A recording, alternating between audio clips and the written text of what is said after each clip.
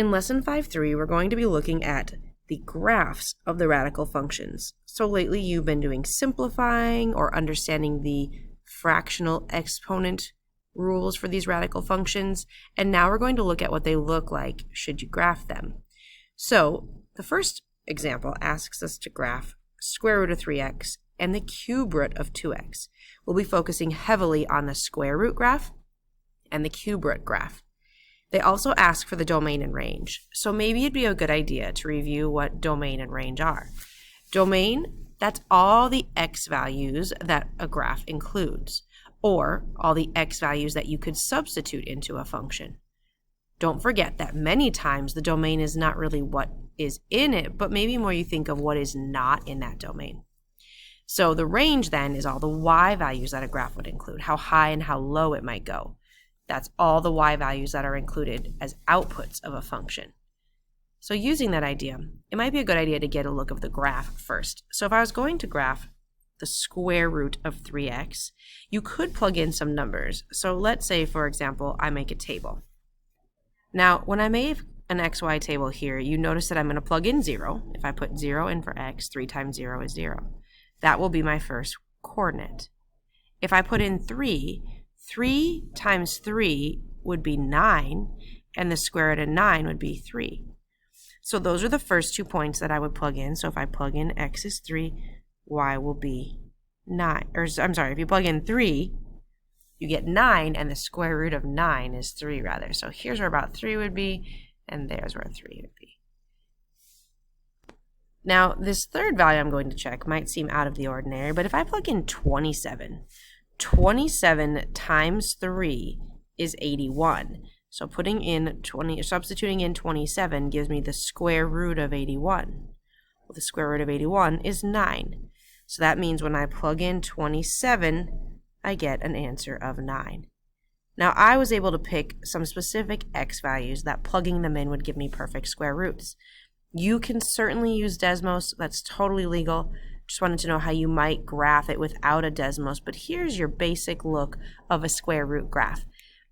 Now, every square root graph is going to have this look. Starts at a point and shoots off there like a shooting star up to the right a little bit. So if we talk about the domain, if I were to scan across this graph, I could plug in from 0 and up forever into infinity. So my domain is going to be from 0. I'll use a hard bracket to indicate that 0 is a good plug-in number, and it will go all the way to infinity. Remember, if you were to plug in a negative number in here, you would get a square root of a negative, and that is not a real number. So we're only dealing with real numbers in this case. For my range, I want to know how high it's going to go. So it starts at 0 and it goes up. Now, it's not climbing super quickly, but it would continue to climb up. So my range is also from 0 to infinity. Now, for B, to graph the cube root of 2x, I did go ahead and just plot some points that I knew. Like if you plug in 0, we know 0 times 0 times 0 makes 0. So this will be an anchor point. But I did go ahead and plug in some other values. You could try 4 or 14 yourself, but I also am okay if you just use Desmos. A cube root function will look like this. It's kind of like a square root, but it actually has a second tail on the left side. Therefore, your domain is going to be all the numbers. You can plug in any number to the right and any number to the left. So we'd say negative infinity to infinity. Remember, always use the parentheses because you can't get to infinity. And your range is also negative infinity to infinity. While it doesn't go down super steep, it will keep going lower and higher. A little quick summary about square root and cube root functions. Here's a general look for a square root. It won't always be square root of x, but it's always going to anchor at a point and shoot up to the right here. Of course, unless you had a negative out front, then that would flip it over the x-axis. Whereas a cube root's going to have two tails, I like to call them. Your domain for a cube root function is always going to be plus and minus infinity and the range, whereas the domain and range for the square root function, they'll have a cutoff point, and that will change as we move into a future section about transformations of these functions. You may want to give these triads a try and look into your answer key for those answers. Now, don't forget, on the triads, they do ask for the domain and range. It's important that you practice that, but they also ask if a function is increasing or decreasing. And when I go back to look at example 1, which I should have answered this as well. Is it increasing or decreasing? This is moving up and to the right, so we would say this graph is increasing. This one is still increasing, although you feel it's going back to the left here. It has a positive slope the entire way. So note to self, don't forget to answer all parts of the question. But if you did the try it under example 1, you probably used Desmos. However, there are key features here, this +1 and this -5. You might have noticed that this moved your root graph to the right 5, and this moved your cube root graph to the left 1. These are those transformations that we worked on long ago in topic 1. Here are the key components. The h, or the number underneath the root, goes horizontally, and remember it goes the opposite way you're thinking. The k, the number outside here, will move it up and down, a vertical translation. Whereas this number out front, you haven't worked with it much, but it will make your graph steeper or flatter. So we'll keep those in mind as we move forward into these next few sections. On example 2, they give us a new function g of x, and we want to compare it to your regular parent function f of x equals square root of x. This is your parent function. This is square root of x.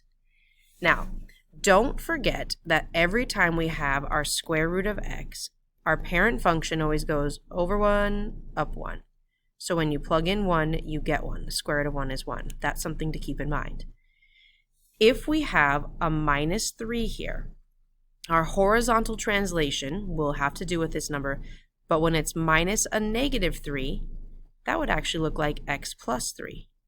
So we can remember that it moves it the opposite way. It's actually going to take our graph to the left 3. So we'd move this dot 1, 2, 3.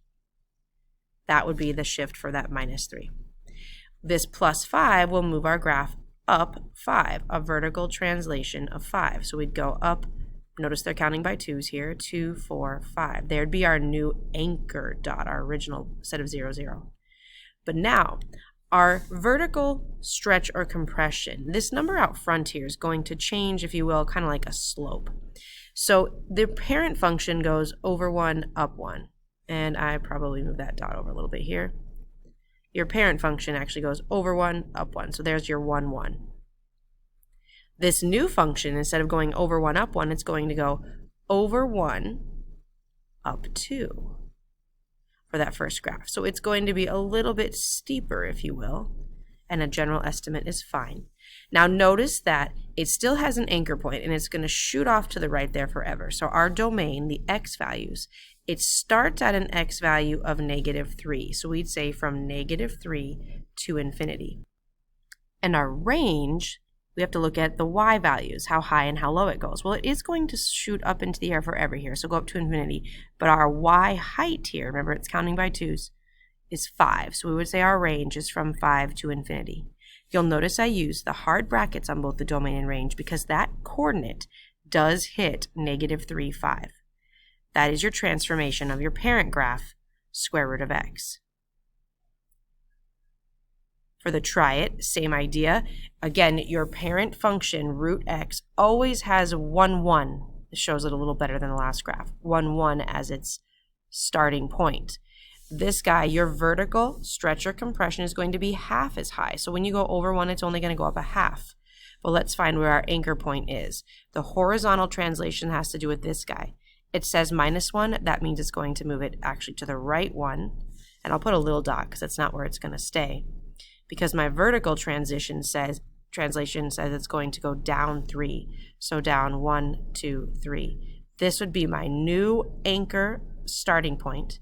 And remember, the vertical stretch said it's going to go half as tall. So it's going to go over 1, up half as tall. Kind of shoot off there. Our domain would go from the x value of 1 to infinity. And our range is going to go from this y value of -3 up to infinity. Now, it's not going to climb real quickly, but it will go up forever. These numbers in your horizontal and vertical translation are definitely going to be represented in your new domain and range. Now, for example 3, it's going to be important to be able to factor, or take square root. So here we have the square root of 9. Well, we know the square root of 9 is 3. That is a new vertical stretch or compression. So notice how it went over 1 up 3 instead. That transformation is a vertical stretch of 3. Over here, I saw that 4 and 16 both had a factor of 4, so I factored that out. Hey, I know the square root of 4 is 2, so I put that there. There's my vertical stretch of 2. My horizontal translation will be to the left 4, remember it's opposite, and this will be my vertical translation of up 7. Those are how you would describe the transformations. You might want to give the triads on example 3 a try as well. I gave you a little hint here on part B, noting that this -2 kind of just is along for the ride out front after you take the square root of 36. Now comes the fun part. We get to write the new function. So they give us a graph and we have to write the new function that's been translated from the parent function. So now we're working with the cube root. Remember, that's the one that looks like it goes both ways, kind of like a little S-curve there. So how does this red graph translate from the blue original graph? We know our parent function always hits 1, 1. There's my parent function point. Now it's going to 1, 2. It got twice as high. So my vertical stretch will be out front of my cube root function. The center point did not change at all. It didn't move right and left or up or down, so we're going to leave that inside the same. This would be my parent or my new function that is red here because the only change was a vertical stretch. Now, this is simplified, but another way we could write this is the cube root of 8x because we know the cube root of 8 is 2. So either of those would work. When looking at triad A, we have noticed that we have just a square root function because it's just one branch off here up to the right. So remember, normally our parent function goes over 1 and up 1. I can see that it's doing that again from this anchor spot. It's going over 1, up 1. So we know it doesn't have any sort of stretch or compression, but it did move from its origin here. It moved to the left. Now notice they're counting by 2s. It moved to the left 5 and down 4. So our new function, we know it's a square root function, has no vertical or horizontal stretch or compression, and it moved with our x, it moved to the left 5, so we'll put a +5, and it moved down 4, so we'll put a, whoops, not a down arrow probably, but rather a -4. That would be our new function. Now, because I have a couple extra minutes here, looking at triad part B, we notice that it is definitely a cubic function, so our new function will be a cubic. We know our anchor point moved down 2, so only down 2, I'll put that out front here. Now, we're going to have our x. We don't have any horizontal movement, so we're done there, but it does appear that instead of going, so we're counting by 1s here and counting by 1s, normally the parent function goes over 1, up 1. Now we see it goes over 1, up something else. We don't have a great multiplier, and so this dot's kind of in the way here. But we normally go over 1, up 1. So for ease sake right now, we've really only been talking about vertical stretches, if you will. So instead of going over 1, up 1, it's over 1, up 1 point something. We're just going to put an A out here for right now. We know it is a vertical stretched amount, but it's just not a real clean one, okay? So we're just going to write it like this for time's sake, or for understanding's sake, if you will. On this final example, they talk about the square root of 1.5x.